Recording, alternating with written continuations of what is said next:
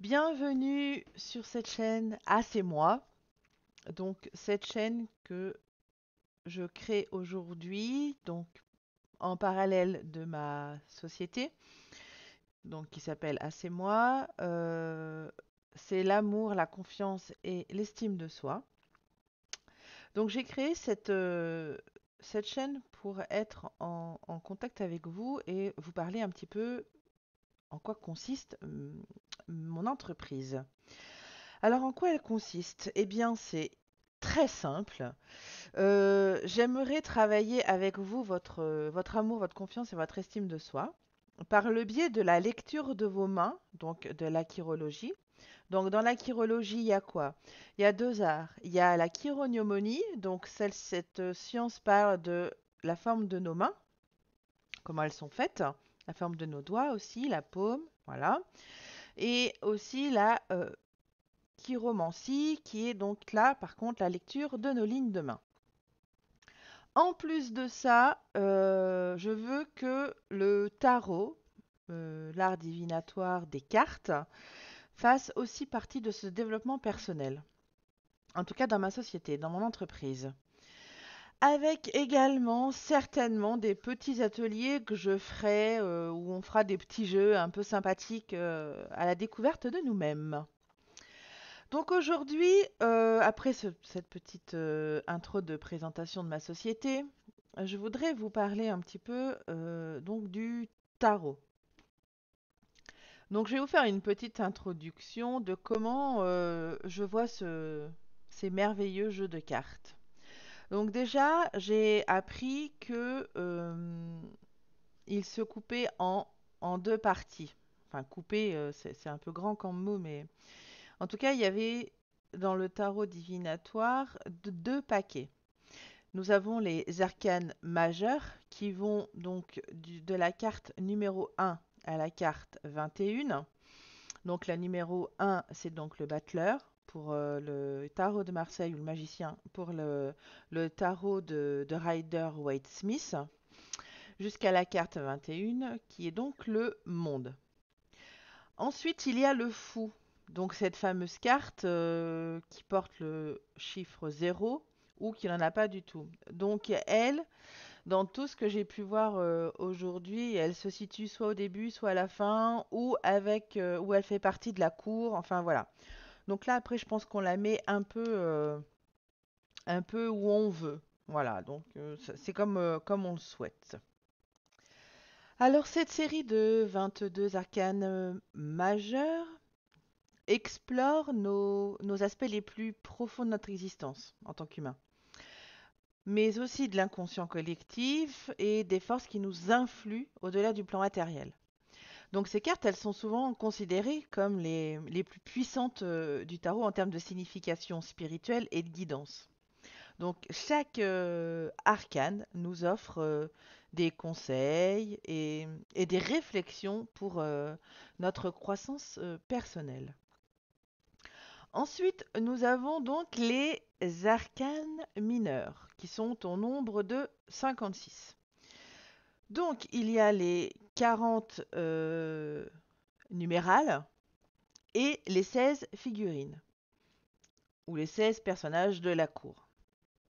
Donc, elles, par contre, elles sont concentrées sur les événements du quotidien, les interactions entre nous et les détails de nos vies, les détails pratiques de nos vies.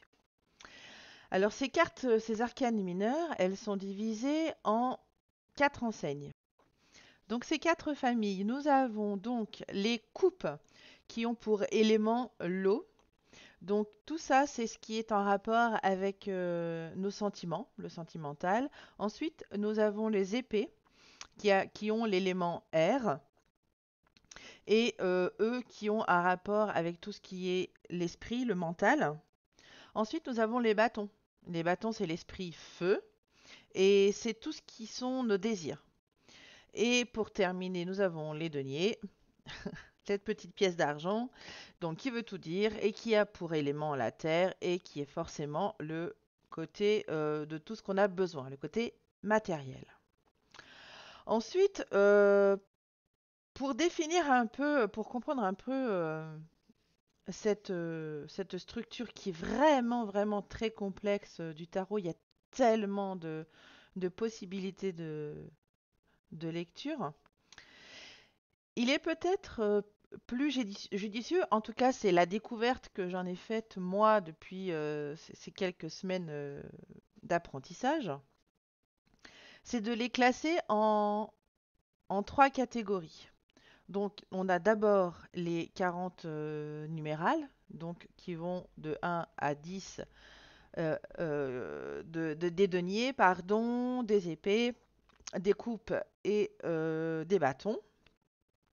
Ensuite, nous avons les 16 personnages de la cour, donc qui sont les valets ou les comment ils appellent ça dans les autres les pages, voilà, les valets ou les pages. Ensuite, nous avons les cavaliers, les dames et les rois.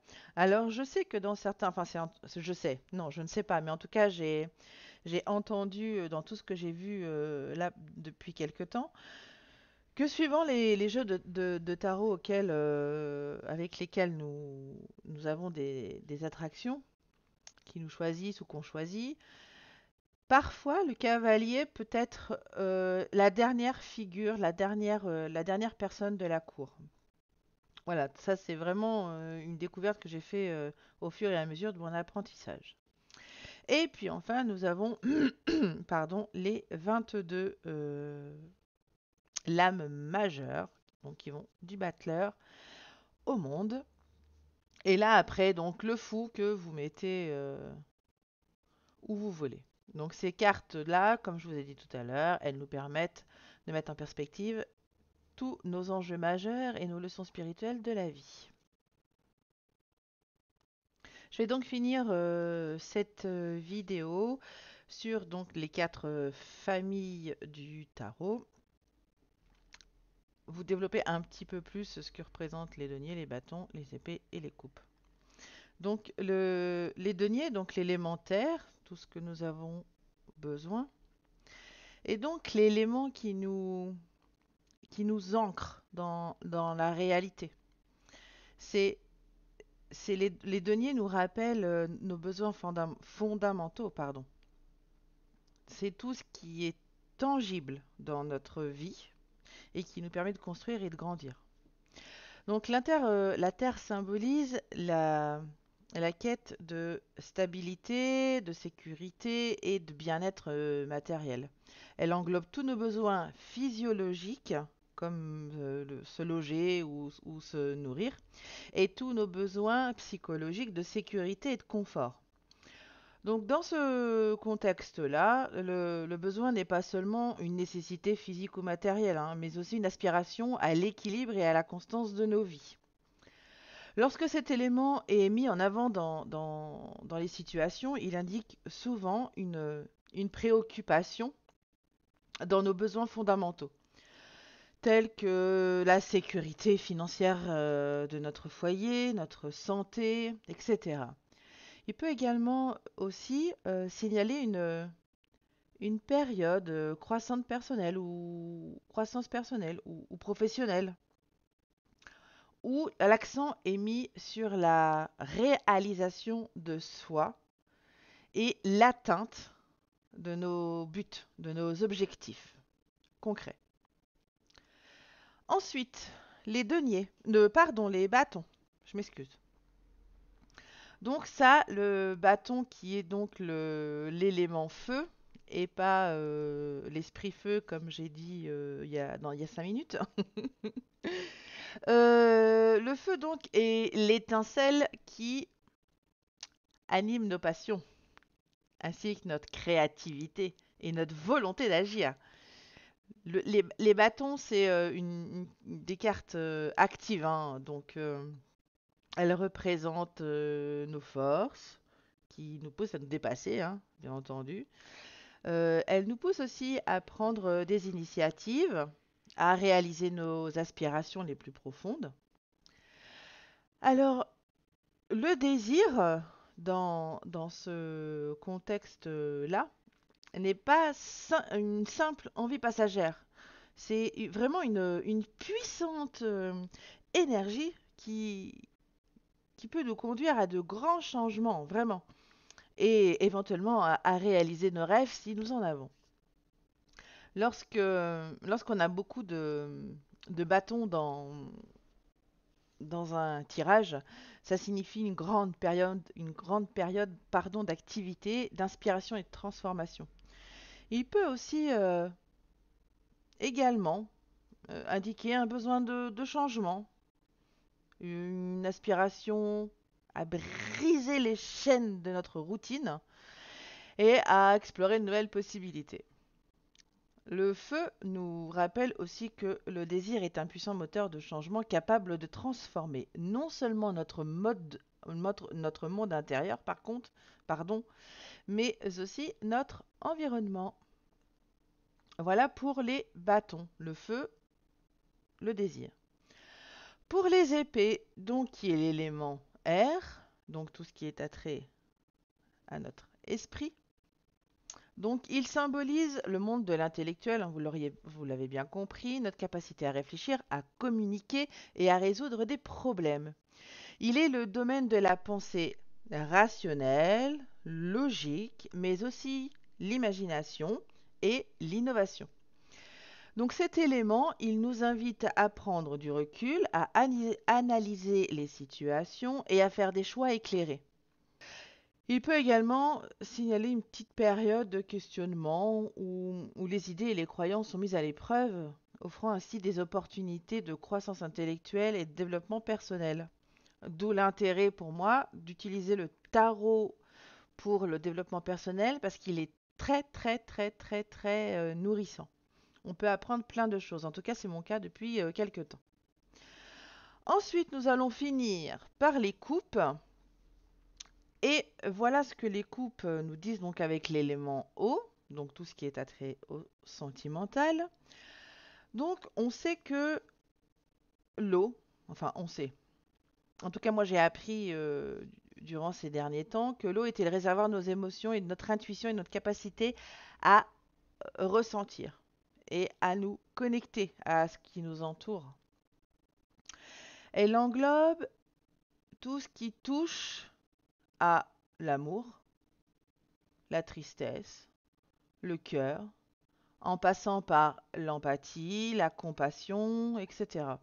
Donc cet élément est souvent au centre des questions de relations, normal, c'est le sentiment. Donc qu'il s'agisse des relations amoureuses, familiales ou amicales, peu importe. Du moment que c'est le cœur, voilà en quoi consistent les coupes. Elle nous rappelle l'importance de s'écouter, de l'ouverture émotionnelle et de la compréhension mutuelle. L'eau est le miroir de l'âme, reflétant nos désirs les plus profonds et nos craintes les plus secrètes.